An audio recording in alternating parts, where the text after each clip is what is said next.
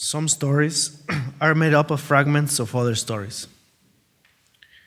Some stories are told again and again, but they differ in minor details each time they are told. It's the details that make some stories more interesting than others.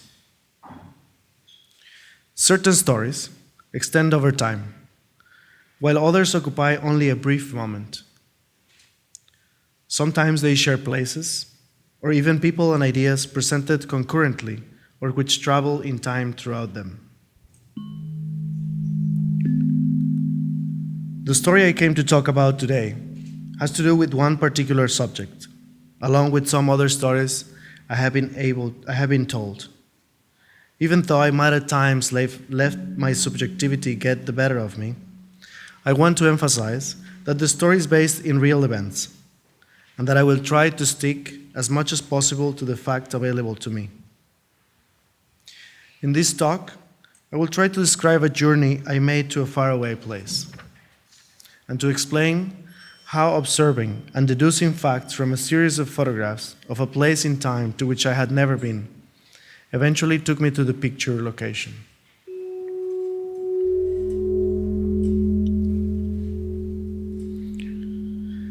This image was captured in the outskirts of Kabul, Afghanistan. One could say it shows a partial view of Kabul, although the city is not its main subject. It was taken sometime in 1971 by a man named Peter van Vaardingen. Although it's impossible to distinguish the specific subject of our story here, this image is important as it depicts the exact time and exact place where it all began.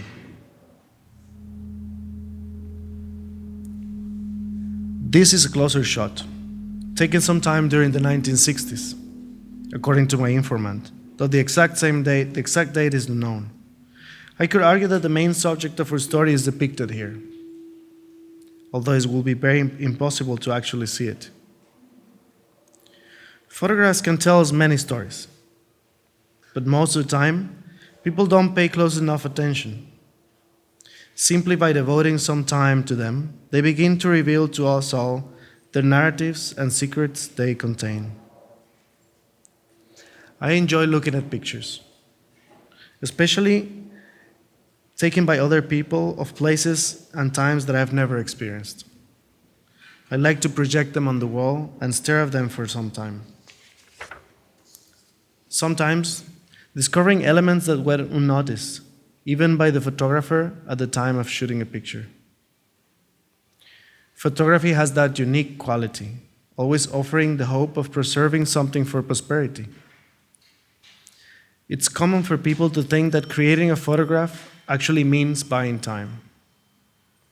It preserves and postpones a moment so that it can actually be experienced at a later point in time. Kabul is situated 1,800 meters above the sea level, in a narrow valley wedged by the Hindu Kush Mountains. The photograph appears to have been taken from atop the whole Kol Sher Darwaza mountain range. Unfortunately, the identity of the photographer is unknown. If one were to take a close-up of the area at the center of this photograph 10 years later, it will show a busy street corner, just a few steps from the very central Sarnagar Park. This intersection is not far from the neighborhood where our story takes place.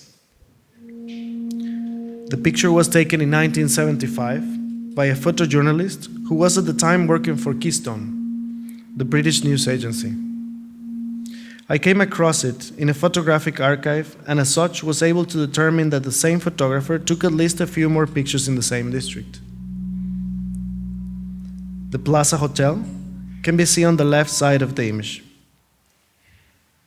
with the Park Hotel across the street visible just to the right of center. Both were successful establishments during the 1970s in Kabul, a fact that is also important to this narrative. We will see why shortly.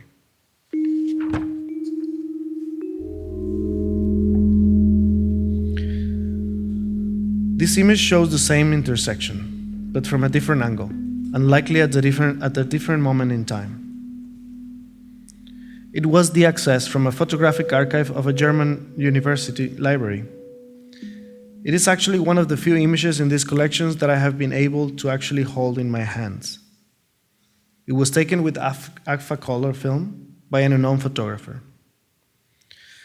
After examining the photographic material and doing a little research, it was possible to determine that it was likely produced also in or around 1975. This kind of coincidences is what has kept me hunting for images over a period of several years. I know it might sound strange, but the satisfaction of finding two images of the exact same location in Kabul when I was as far away as Los Angeles, and the fact that both of them were taken decades ago, had a real impact on me. I'm always amazed to ponder the idea of two different individuals, if not more, stopping in a specific spot and deciding to take a picture of the same street and the same scene. I like to think that in some strange way, this forks a bond between them. The situation becomes even more evocative when a place that one first saw in a black and white image suddenly acquires color. One instantly feels as if one knows the place better. If you could imagine standing on the farthest right balcony of the Plaza Hotel sometime during the 1970s, you might have seen a similar image to the following slide.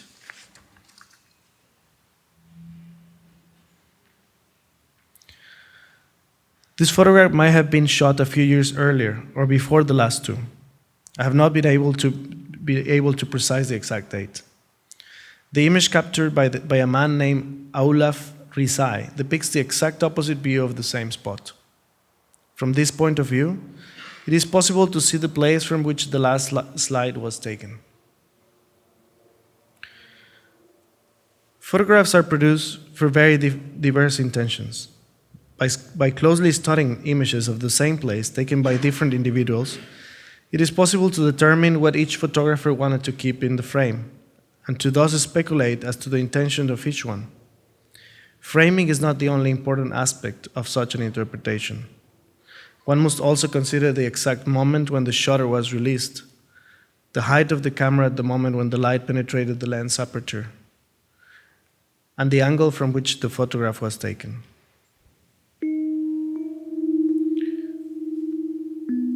Like most images in this slideshow, this one was probably produced with a very different intention than the one attributed by this narrator. Other photographs are rooted in a personal desire to document an event, and wind up illustrating a story very different from the one which they were originally conceived for, so becoming evidence of a series of events which may have been overlooked. This image was taken sometime in the early 1960s, possibly by a man named Kirk Haas. The street scene here forms the southeastern perimeter of the Sharenau district, which is where our story takes place. The building in the background is the former United States Embassy in Kabul, which was moved to a different location at the end of the same decade. At the time this photograph was taken, the American flag could still be seen flying from the top of the building. You can see it in the upper right-hand part of the image. If one were to ride the bicycle seen on the left side of the image, or turn right in the next corner, one will be on Shaharaba Road, which form the southern western limit of the district.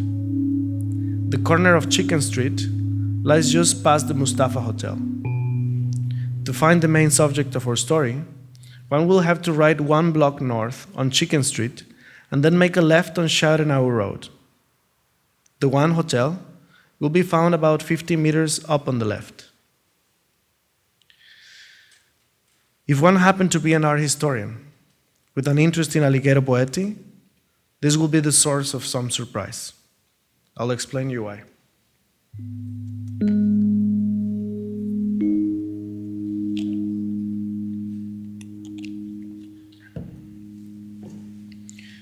This is a photograph of the one hotel. More to the point, this is the image that has represented the hotel in every historical account of the place. The date generally assigned to it is 1971. But according to Anne-Marie Boetti, the Italian artist's first wife, who accompanied him when he went to set the establishment up, it was probably taken in the spring or fall of 1972. It is unclear whether Boetti himself took it, as he apparently was not fond of taking photographs. The artist, who by this time had started calling himself Alighiero e Boetti, co-founded the One Hotel, as we know, with Golem Dazdahir, whom he met waiting tables at a local inn. I just discovered he was actually a musician before being partner of Boetti. According to our historians, the hotel opened its doors in the fall of 1971 and continued its operations until around 1978, year in which this story becomes a bit blurry. As I mentioned earlier, the One Hotel was in the Shire Now district of Cabo, but the main entrance, seen in this photograph, was not on Chicken Street, as has been stated so often in books and catalogs. This has been one of the many sources of confusions for this narrator, in his attempt to locate the site of the hotel and to determine what exactly happened to the building. Although this image has widely represented the One Hotel, it only depicts the street entrance and not the structure that housed the establishment. The hotel actually occupied a small house at the backside of the building. To access it, one had to walk down the dark corridor shown at the center of the image to then emerge into an interior courtyard.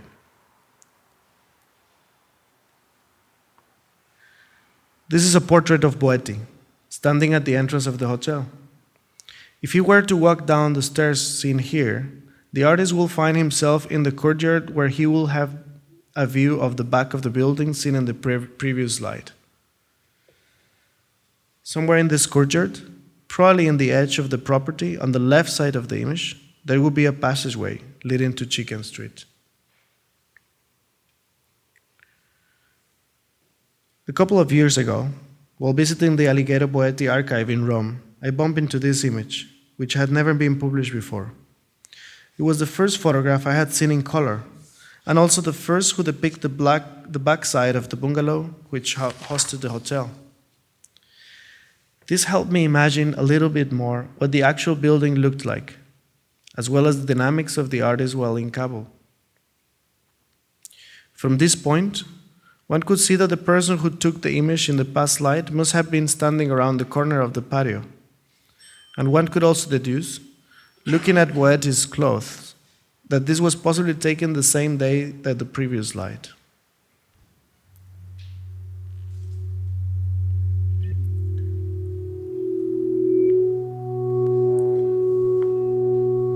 This was presumably taken in 1972, probably by Golem Dazdahir. It's not hard to see that it was taken in the winter, not only because of the cold weather clothing that Boetti is wearing, but also because the windows on the left side of the image are reflecting trees with bare branches. The trapezoidal lamp next to the door will be removed years later and reinstalled at the lower end of the stone banister.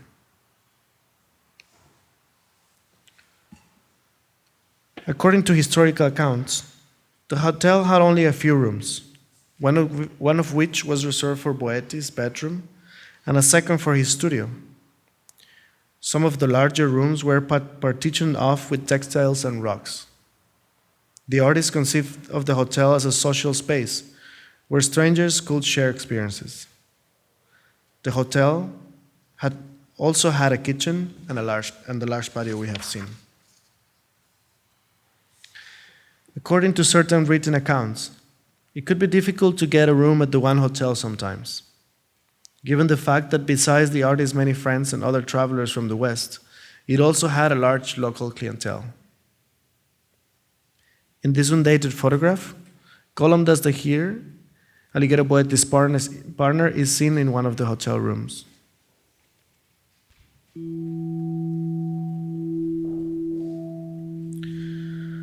I have a personal interest in art and in the system that allows it to function. I am also interested in understanding its structures and the different controversies that arise among them.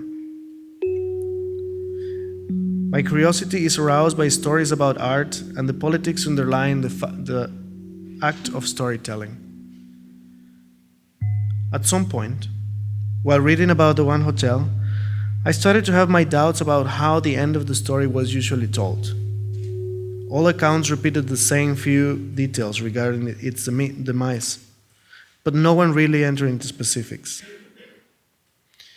I wanted to know more about the hotel, what it looked like inside, how it functioned. What was Boetti's life like there? Acting more like a hotel guest than an artist?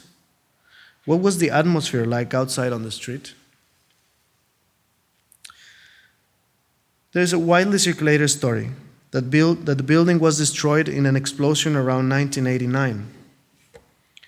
According to the information I've been able to compile, Boetti was the first to suggest this in a 1991 interview published here in New York. The footnote here will say Marucha Casadio, Interview Magazine, June 1991. Rather than clearing up my doubts, this only added to them. Was the hotel actually operating at the moment it was destroyed? Were there any guests at the time? What remained of the establishment then? The lack of documentation of this building sparked my interest. Why are there so few images in existence? Was no one interested in taking more pictures? Or was it the lack of available information, or was it that the lack of available information formed part of a wider scheme to fit the artist's legendary quality? A few years ago, specifically in the fall of 2004, I decided to go on a tour of discovery to further investigate the different stories I had heard about the hotel, and more importantly, to track down other photographs of the place, or at least to pin down its exact location. It was a risky venture.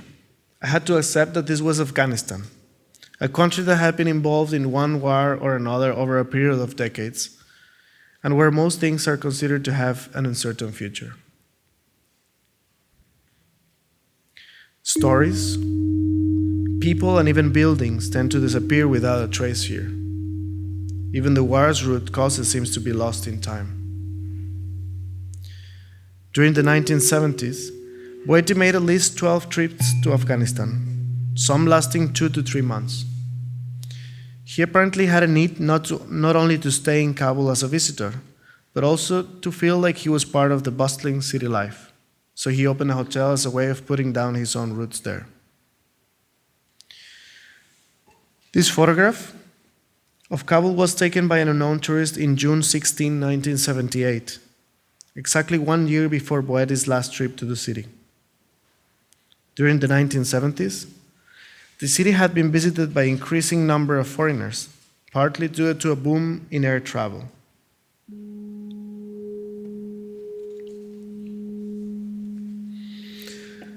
This photograph by James Burke was taken from the tarmac at the Kabul airport on February 27, 1963. The terminal, located 16 kilometers, 9.9 miles, north of the city center, had been recently completed by Soviet engineers. During the following years, the airport was mainly used by civilians.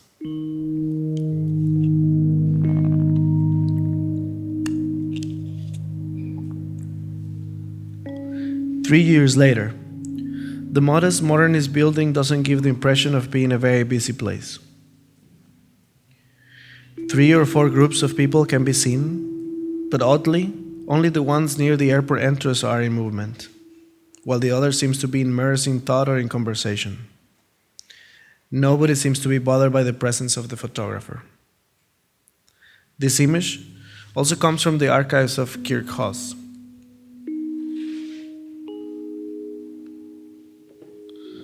This picture shows the same building 6 years later. The airport's period of civilian use ended with the political turmoil that began to affect the country a few years later. From 1979 to 1989, it was used by the Red Army. After the Soviet withdrawal in 1989, it was utilized by the military forces of President Najibullah until 1992, when the Mujahideen took over. They were later replaced by the Taliban government, who operated the airport until late 2001, when the landing strips and the planes on the ground were bombed by the pilots of the United States Air Force. This photograph comes from the personal collection of Howard and Viola Meadows, who lived in Afghanistan during the early 1970s.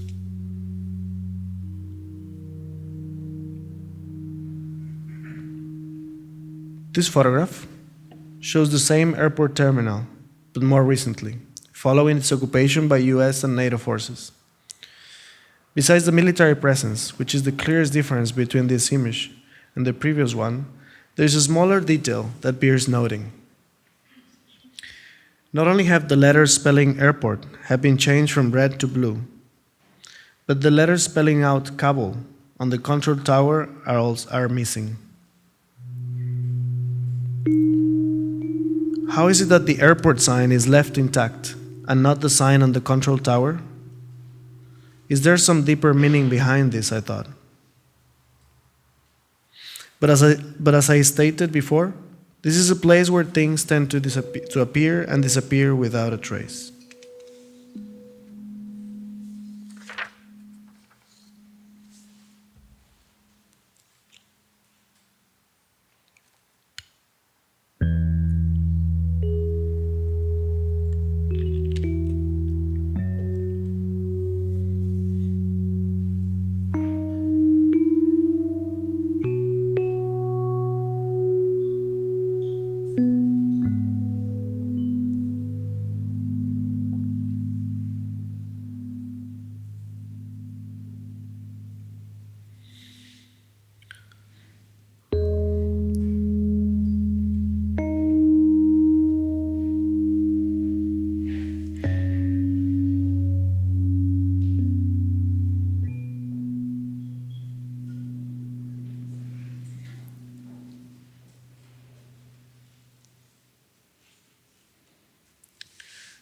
A few years ago, thanks to recent advances in satellite imaging technology and the thousands of photographs taken by both military and non-governmental personnel based in Kabul, due to the still ongoing war, I started to feel some hope that I will be able to find the hotel's former site in the Sharinau district. 3 commercial establishments are visible in this image. The entrance to the hotel can be seen at the center of the building, with the supermarket on the right and the drugstore on the left. In fact, the hotel has 2 nearly identical signs. The only difference between them is the fact that the letters and logo on the upper one look like they have been stretched horizontally. There are 3 parked bicycles and 3 parked cars in the image.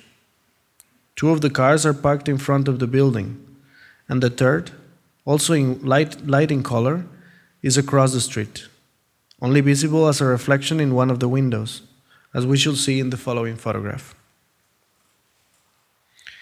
One historian who has written about Boetti's One Hotel, mentioned that the establishment existed as a hostel before being rented by the Italian artist.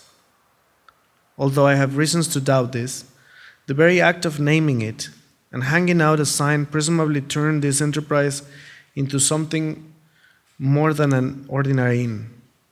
It was a hotel run by an artist, which is the reason behind my personal interest in this story. At first sight, one gets the impression that the photograph was taken at a very innocuous and quiet moment. But the image does record some evidence of movement. And while the location is quite desolate, there are several people in the frame, allowing us to observe a number of details. The person in the foreground, and the most visible one, appears to be there by accident. He looks like a young passerby who's paying more attention to what is going on in the picture than to the actual photographer. Similarly, The person standing by the doorway at the center of the photograph is probably not interested in whatever process is going on inside the camera. No one seems disconcerted by the presence of the camera, which is used in a rather indifferent manner, except for one person. Or perhaps this is the only person in the image who is taking the photographer's intention seriously. The individual in question can be seen on the second floor, in the third pane of the window on the right-hand side.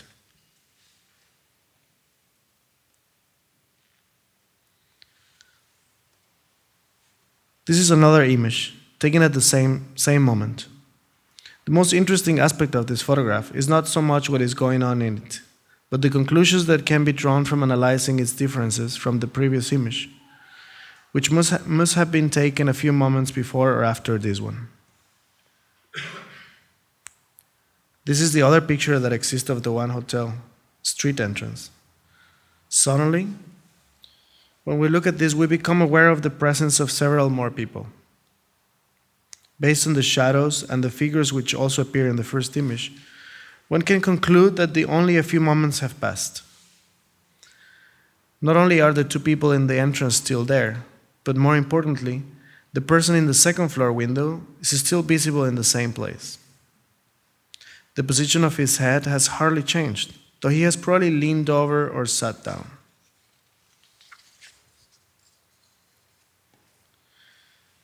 It is difficult to determine who this person is, but he is clearly watching the photographer. I wonder if this is another coincidence, given that the only thing that we know for sure is that the second floor space did not form part of the hotel.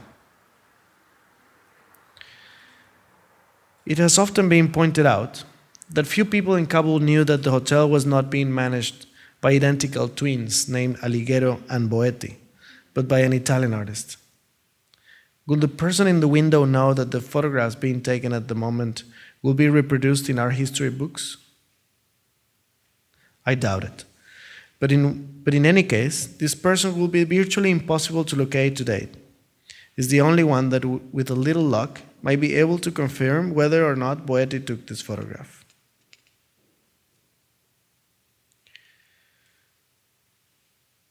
After taking the first image, the photographer could have either walked forward a few steps or used a zoom lens, but there is no question that he has moved towards the right and lowered the angle slightly. The same figure that we saw in the foreground of the other picture seems to make another appearance here. Although we cannot be absolutely sure that it's the same person, everything seems to indicate that it is. Here, he's seen walking on the other direction, but he remains focused on what is happening at the center of the picture.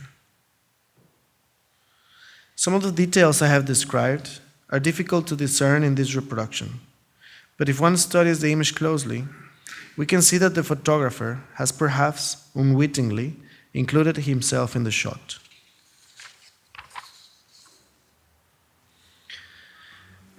His silhouette appears in the supermarket's left-hand window pane, along with the reflections of the third automobile. Not only is the white car's reflection visible in this close-up, but the photographer's silhouette is as well. We can also assume that he's not alone. The photographer's head can be seen in the rectangular window at the center of the pane, just beneath the lower right corner of the ice cream sign. Some could argue that the photographer is accompanied by a child. Others will contest the very idea that it is a person and suggest that the silhouette is of something else altogether. I will go as far as to say that the profile of the young man seen in the foreground is reflected in the window pane on the left-hand side. This will explain the distance between the latter and the camera. With this information, one could venture a guess as to what lens were used in taking this photograph.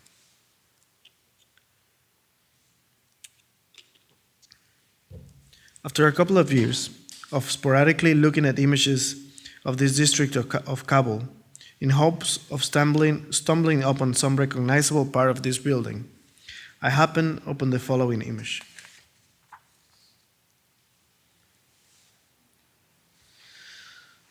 This photograph was taken by Murtaza Roshan, an Afghan journalist currently residing in the United States. According to Roshan, the picture was taken one summer, sometime between 1973 and 1975. He was studying in Moscow during this period and spent his summers in Kabul. When I contacted him in the spring of 2007 and explained the story, he said he didn't know anything about Boetti, but he certainly remembers seeing the hotel's interior because he had visited the place with his father. Roshan has not returned to Kabul for many years, almost since this picture was taken. When he looked at satellite images of the neighborhood, he was unable to pinpoint where the picture had been taken. Although Roshan remembers the one hotel, it is conspicuously absent from this photograph. The Aziz supermarket is still there, and the drugstore, but the one hotel sign has vanished.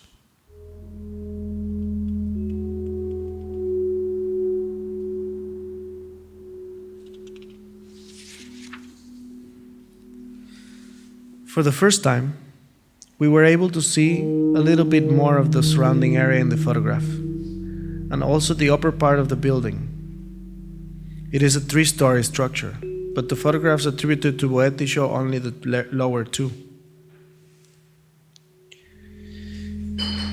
Initially, this image obfuscates rather than clarifies anything about the story and its explanations. But even after finding it and realizing that it only made things more confusing than ever, I was sure it will all come into focus someday, and perhaps then I will see the snow fall on a sunny day.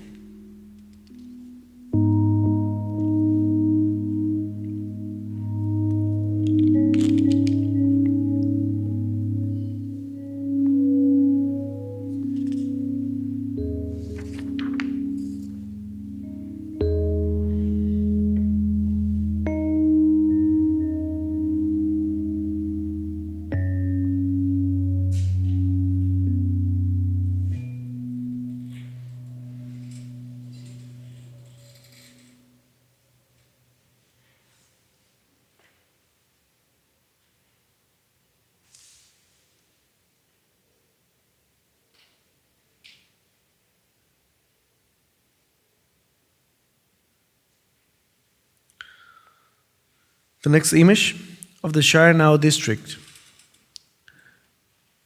is a satellite image of the Sharanao district. The district appears at the center of this image and has the most obvious and complete diamond shape visible. A short, wide street extends from the bottom point of the diamond, forming Sharanao, a district roughly divided into 4 or maybe 6 diamond-shaped blocks. The upper and darker colored quadrant is Sharanao Park. The street forming the upper right-hand side is Cinema Street, and the one on the lower left is Shahraba Road. The U.S. Embassy building will have been in the upper right part of the diamond, between Sharanao Road and Cinema Street. Chicken Street is a diagonal street and apparently the narrowest one inside that diamond, on the right-hand side. Across Sharanao Road is the continuation of Chicken Street, called Flower Street, which ends at Cinema Street. It would have been impossible for that street to feature sidewalks as wide as the ones seen in Roshan's image and the other 2 historical photographs. I will explain why.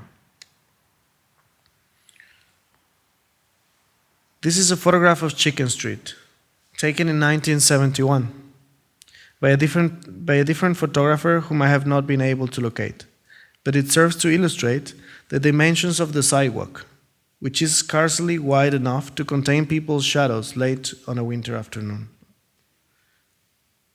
This photo of Chicken Street was taken at a wider angle on a winter's day in the early 1980s. The military presence, probably Soviet, is visible in the background. The photograph was taken from the east side of the street, more or less at the middle of the block and facing north.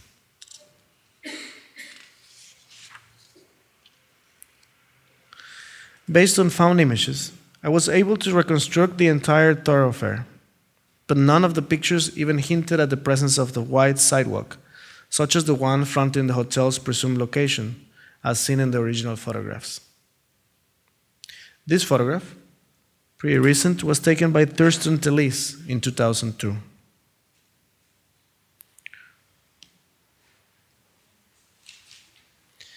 When I found this image, I would later learn, I was only a few steps of arriving at the one hotel.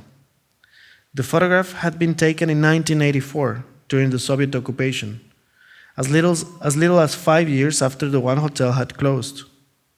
Nevertheless, it was the first time I will see a sidewalk as wide as the one in the iconic photographs.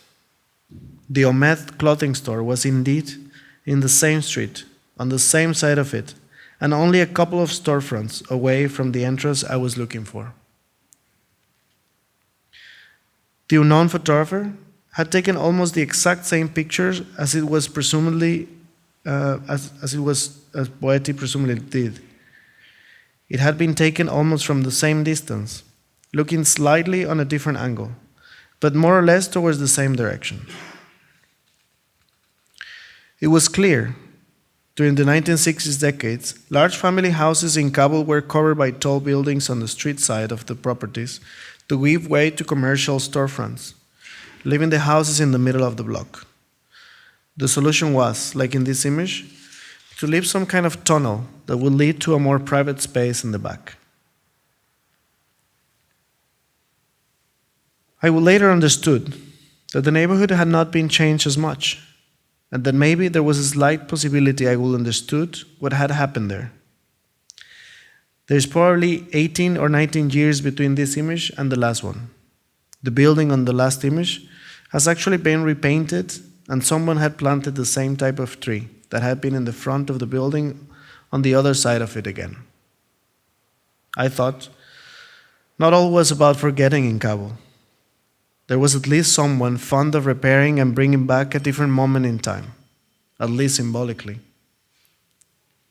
I was very close, but still, I was not in the front of the supposedly destroyed bungalow.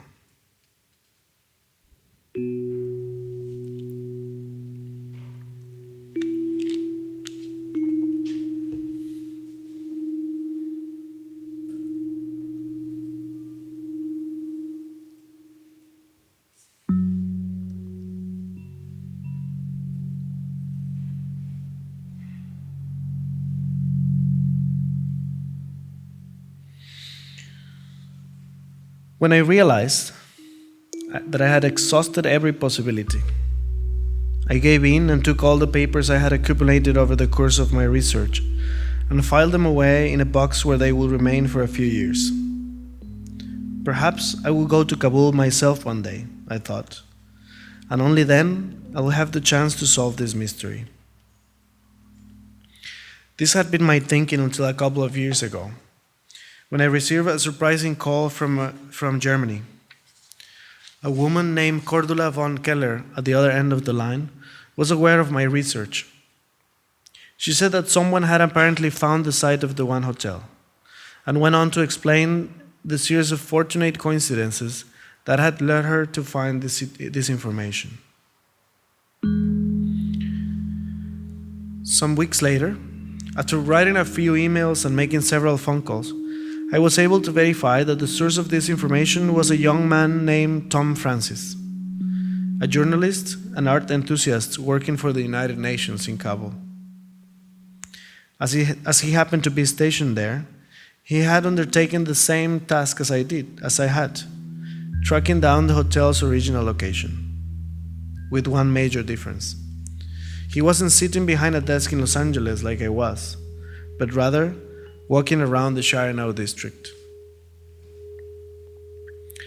Armed with the same 1972 photograph we have been analyzing, he started to wander around the area looking for the place, and more importantly, showing the image to different people. After several weeks, he said, someone pointed out to the correct building.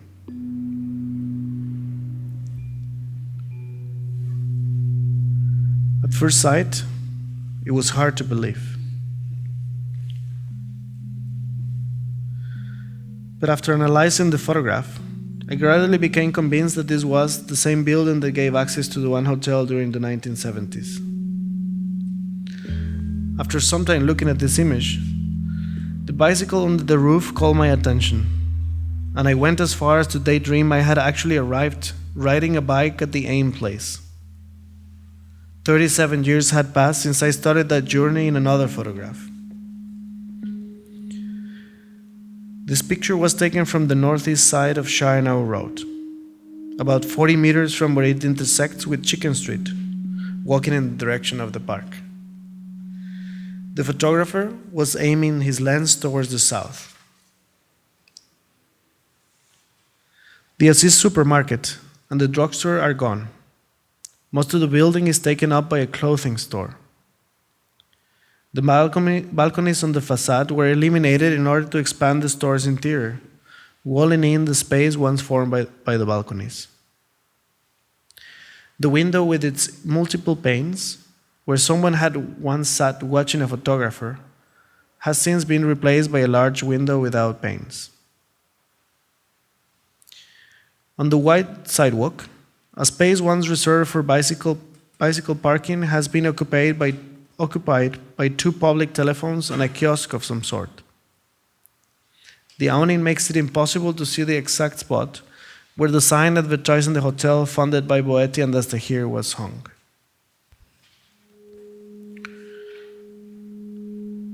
With the certainty that the building still existed and a description of the location, the search for more images became easier. Eventually, I found a photograph taken a couple of years prior to this one. The building that once gave access to the one hotel appears in the middle of the photograph, flanked by two mirror facades. What at one point had seemed to be a building with a certain presence is now scarcely noticeable, lost in the city's hustle and bustle. Based on this reproduction, we are left with the impression that in September 2007, our building had fallen into decay. But in reality, it looks much more like it did in the 1972 photographs. The author of this photograph is also unknown.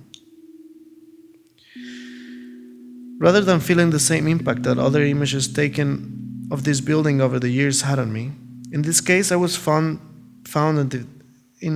when I found this picture, I asked myself, why did the photographer decide to capture this image? What inspired him to click the camera's shutter at that precise moment? The clothing stores occupy only the street-level premises, and the street itself seems much busier than in other images. The tree, which appears in Roshan's photograph, has grown taller. To see the building looking so dilapidated, but still intact, after so many years, made me wonder if anyone else in the neighborhood actually remembered Boetti and Alighiero.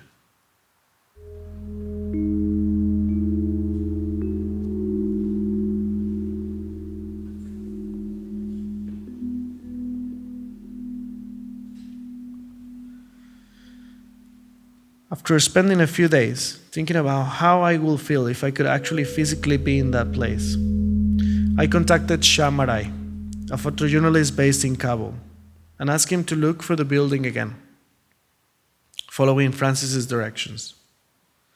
I asked him to frame the structure that once contained the hotel, just as it had appeared in the unknown photographer's portrait of Boetti standing at the door to the inn, and to let the camera capture the image again.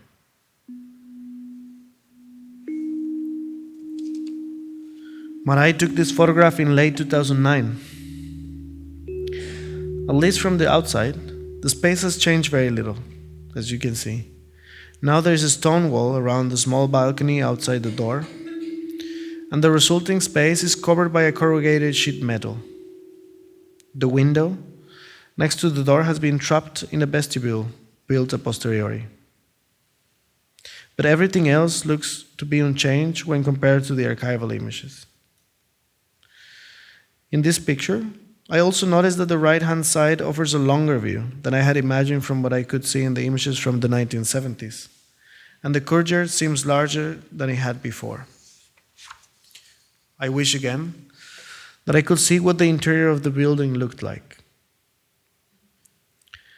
Not long ago, I had the opportunity to go to Kabul.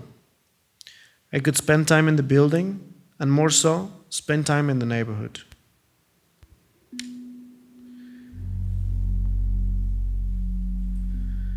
This is what the front of the One Hotel buildings looks like today. I took the picture. I was looking towards the northern east side of Shah Now Road, about 40 meters from where it intersects with Chicken Street, walking in the direction of the park. It has been a harsh winter this year in Afghanistan, as you know. To take again the same picture that had been taken years before was my first reaction. The street was again indifferent to our story and seemed to follow its usual rhythm. No one really seemed to care about what was being recorded by the camera, even though this was a radically different time. After that, spending some time in the front of the building, I decided to make a close-up shot.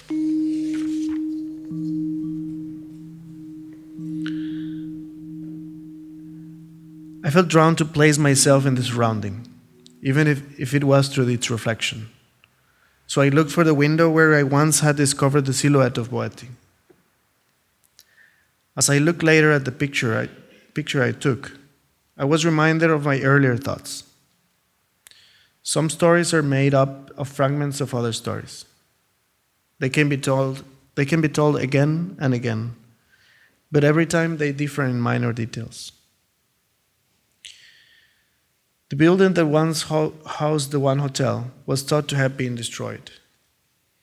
But it had only really disappeared from a specific narrative, one that was discussed over and over again in the isolated context of art history. The building has always been there, and for the Shah Now locals, this historical narrative is almost irrelevant. It was the One Hotel that actually vanished from the neighborhood's war-torn contained collective memory.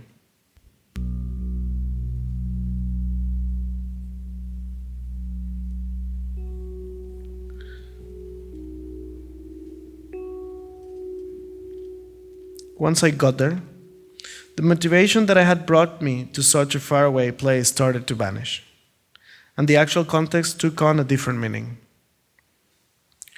It remains to be seen whether the One Hotel's reappearance manages to find a place in the narratives different than our own.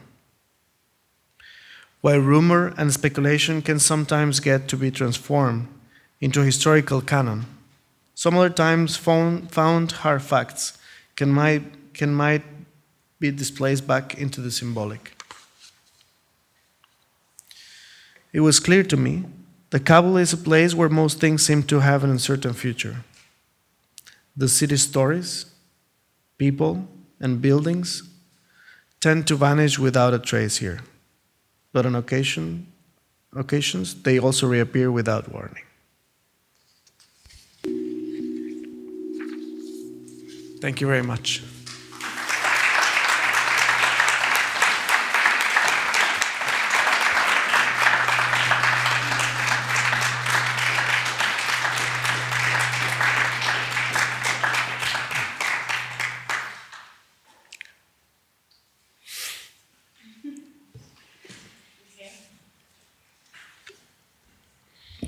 I was supposed to do an introduction, so I'll do a retroduction for Mario. Mario, what are you doing here? Hi, everybody. I'm Jasmine Raymond, and I work at DIA. I'm the curator here. And, well, thank you for coming to Mario's lecture on Alighiero Boetti. Maybe some of you don't know that Boetti is part of the DIA's collection. Maybe some of you do know, because in 1994, Lynn Cook organized an exhibition across the street in the old Dia, and many of those works entered the collection then.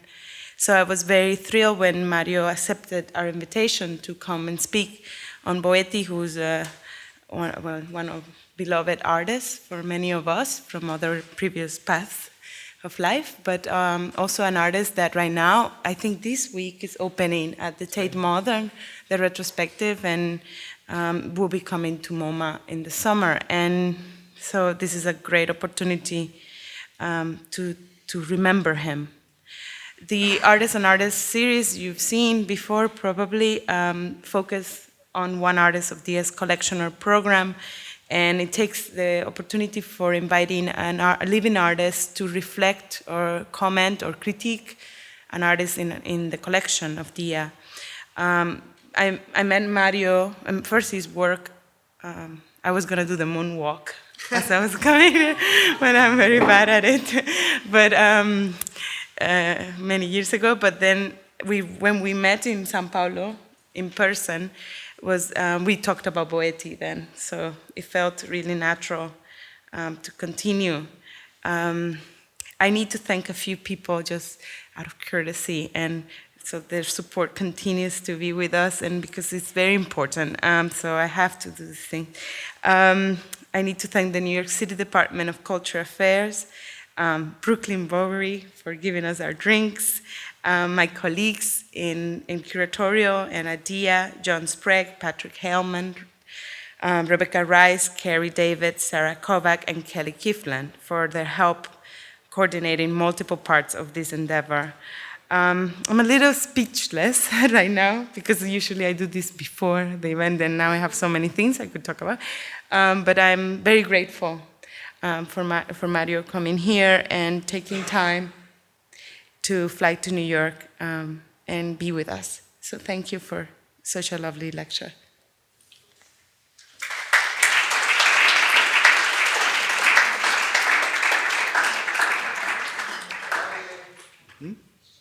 Yeah, if somebody has questions. Questions?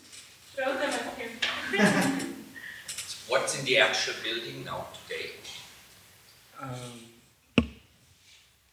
I know that until some time ago there was a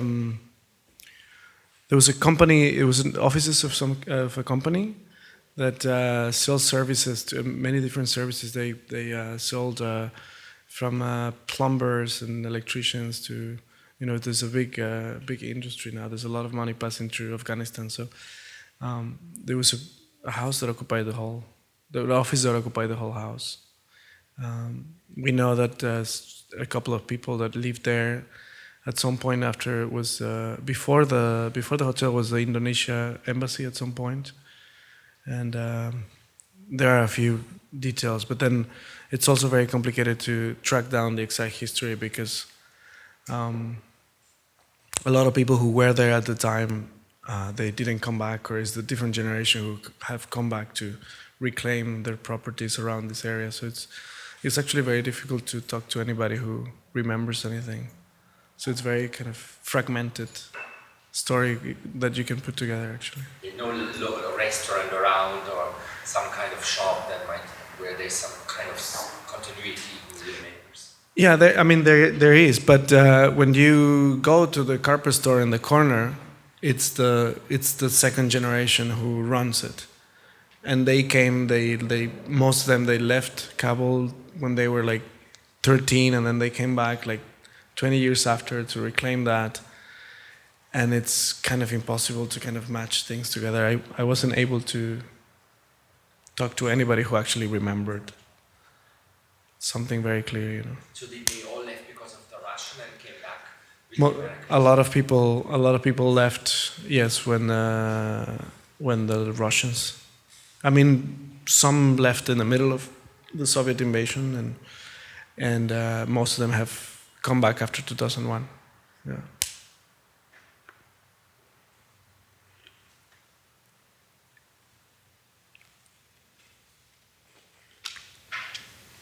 Are there any travelers? Did you meet any travelers like yourself? Since you never did? It is kind of complicated to get a visa, but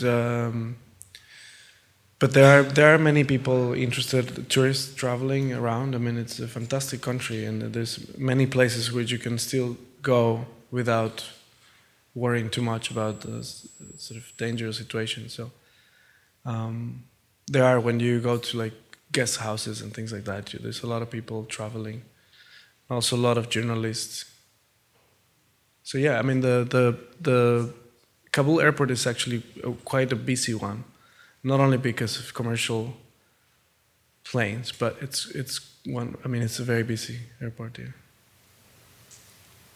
They still smoke on it, Not that I could see there, no, not in the streets. Why do you think that this rumor started to prevail that the hotel had been destroyed?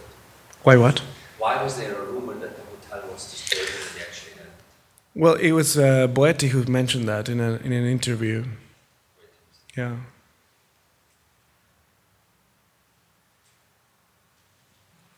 So that kind of just kept.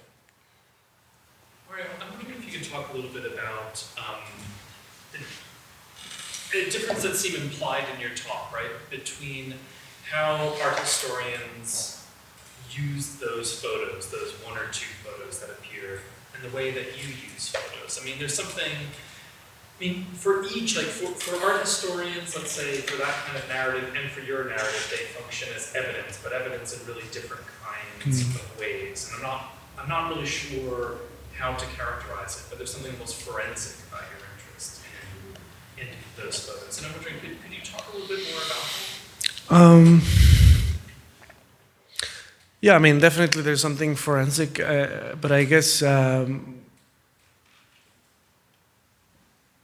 I definitely think that our historians could have spent that time in front of the photograph. But I guess, I mean,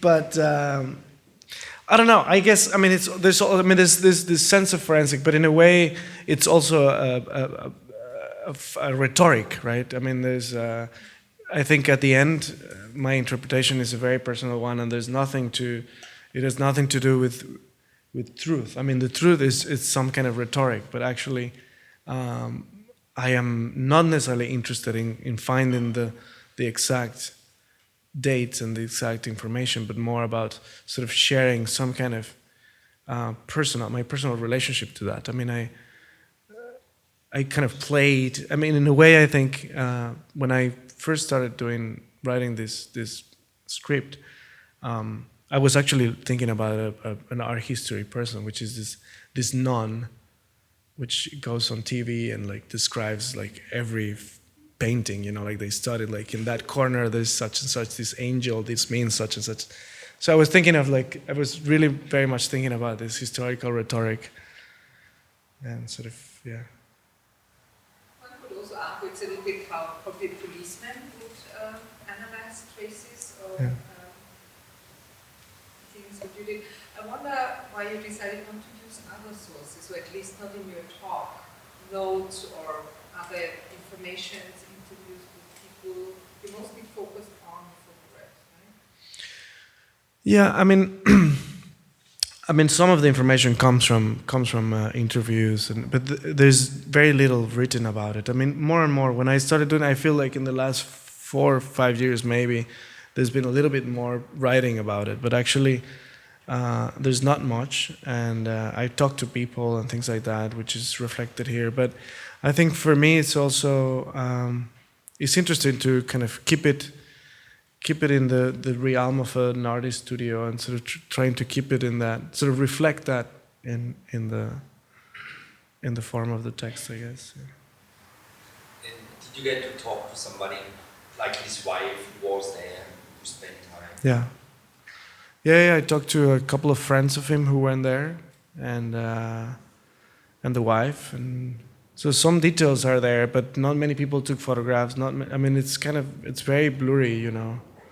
And his Boetti's time there was was a lot of time. And like, I mean, there was like one friend who came for a couple of weeks once, and then, but he was there for almost 10 years, like spending a big chunk of each year there. So it's really relative what people can Do you know tell. what he did there? Like, how did his day look like? Like, what was he actually? I mean, how was his day structured? Do you know, like, how he worked?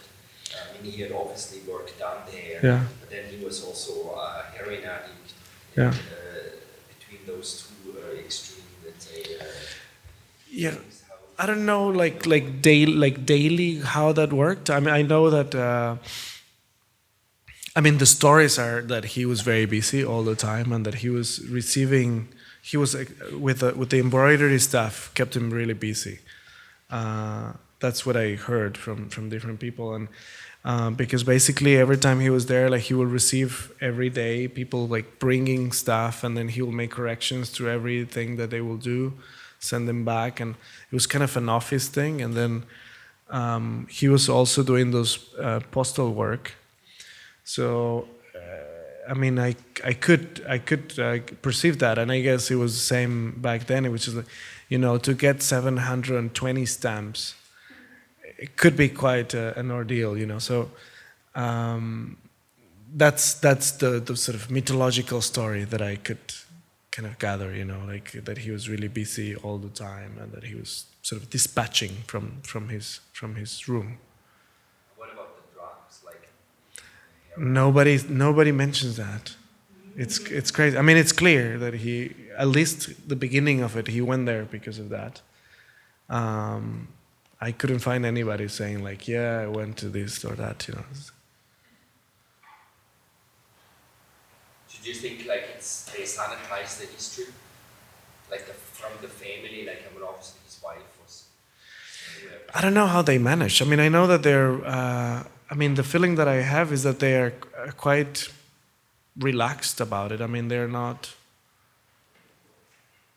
I don't think they try to change anything. I mean, that's my impression. But it's kind of an issue that nobody talks about and nobody publishes. And Because I was told, for example, by Mario Peroni that he would call up at 2 in the morning, at 3 in the morning, and ask for money. He needed drugs, and he would be very desperate.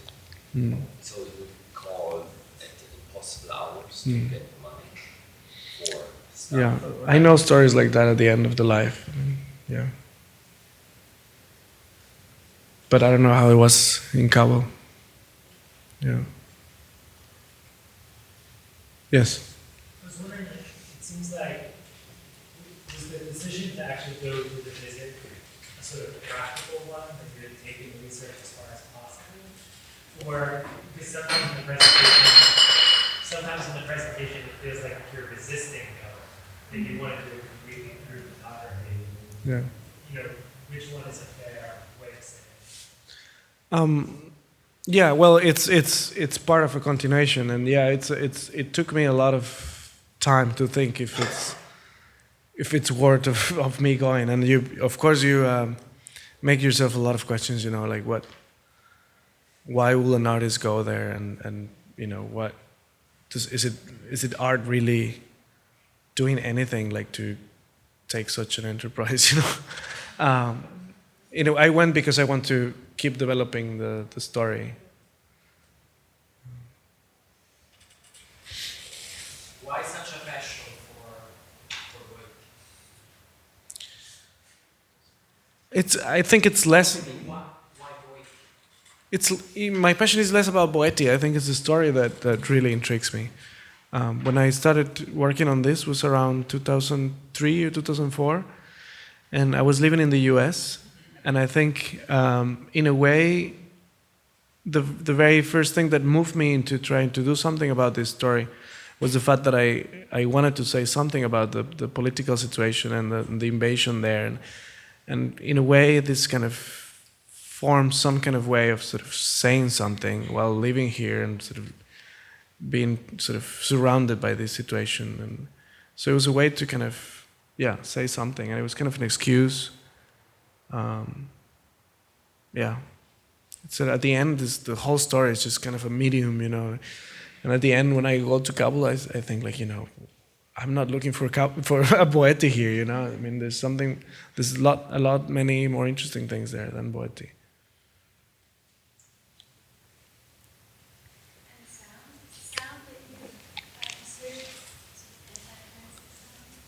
So, what about it? Yeah, I asked my friend to do something because I thought it was very, very boring. So, yeah. So I mean, I understand how that works and how that sort of keeps the pushing and and at the same time sort of sets the tone. I think, yeah, but yeah.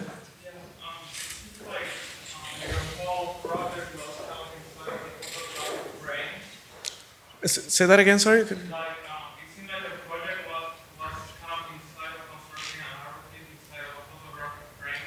But when you went there outside of that kind of frame, you got surprised. Yeah, definitely. I mean, I think the context of which is outside the frame is way more interesting than that. Like you brought something into the project, or because it seems like you went and you now photographic, like your photograph was very similar to. Yeah. It's curious. Yeah, I mean, I'm working on that. Basically, I mean, that was a discovery, being there and sort of going and taking the same photographs. I mean, in a way, it's both things. It gives me a certain. I mean, I think the feeling of it is like, you feel like you finally arrived to something, but then there's also some kind of disappointment about it, and then you realize that. I mean, you kind of fill up that disappointment by the fact that there's a lot many interesting things around outside the frame. So in a way, that's what I'm trying to develop the story into, yeah. Sort of, and sort of acknowledging that that this Boetti story is kind of an excuse to discover something else. Because that neighbor, for instance, why did you choose that neighbor to build that hotel? Why Boetti choose that? Why Boetti choose that neighborhood? Yeah, that has been for many years sort of a tourist area. During the 70s, there was a lot of people coming by, and so that's the area where still you can buy like souvenirs and things like that. So.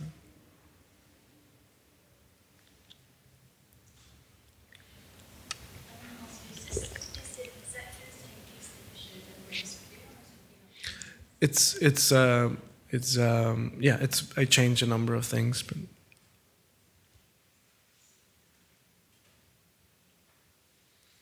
Just to point out that I think it's part of your artistic strategy to point out a specific moment in art history. You have worked with different artists, not only Boetti. You have worked with Vigo Tobash, you have worked with Jean-Claude Godard, you have worked with works, particular episodes of Robert Barry. So I think it has been very present in different projects and works. Yeah, at the end they all, it's like they're all sort of very personal interests that I sort of try to research, and then eventually, if there's something interesting, then I try to share them in some way. So yeah.